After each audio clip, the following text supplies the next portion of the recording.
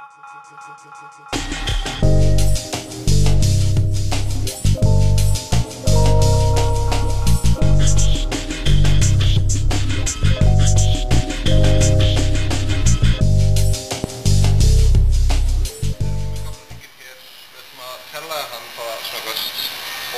búið til nýjan hring sem hver var radiusinn næsta 153 millimetrar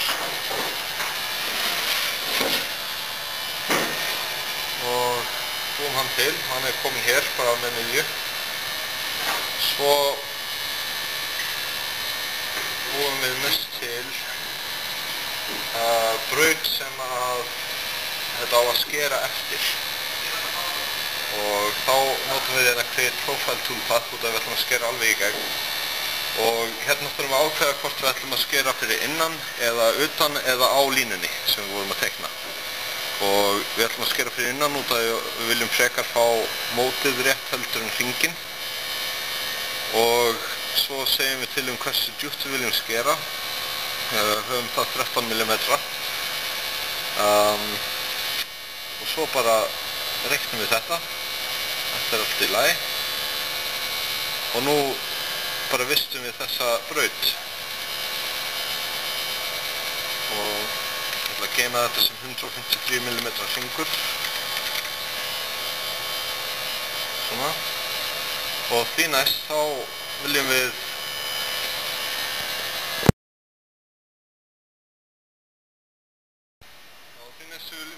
miðja þetta út hérna á sjálfbotnum, finna miðjuna sem við ætlum að skera eftir. Og ég geri það bara handvirkt í þessu tilfelli, þetta skiptir ekki það miklu máli.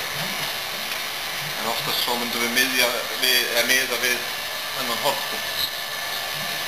Við erum hornalínu í það. Horn í horn. Já. Það er mjög finna við þetta.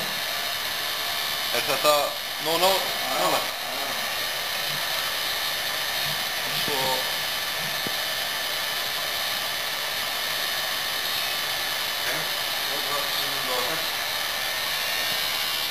Og nullum núna út alla ásana.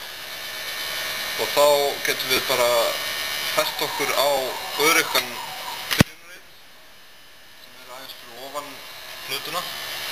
Hlaðið sinn inn skurðarblutun okkar sem 153 mm hringur. Og nú fer hávaðan að byrja.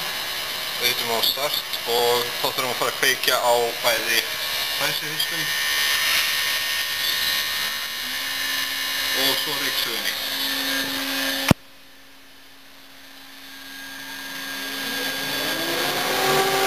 Við getum að setja upp þetta.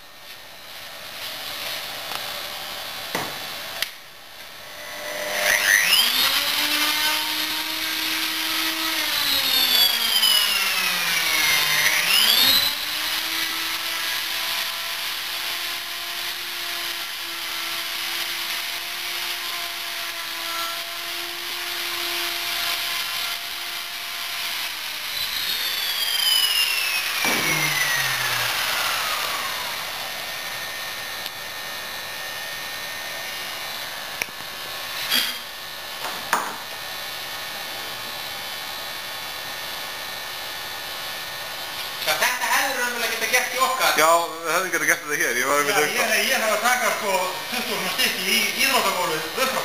Já, ok. Já, á staðnum. Á staðnum sko. Já. Ég er að fara með þessi skapalóð til þess að taka öll götin, bæði fyrir blak og badmintonskúlur og allt saman. Já. Þá var ég að hlaupa með út allt gólfið, ég nenni ekki að hlaupa með þessa út allt gólfið. Þannig að í rauninni varstu búið til skapalóð til þess að geta gert þetta? Ok.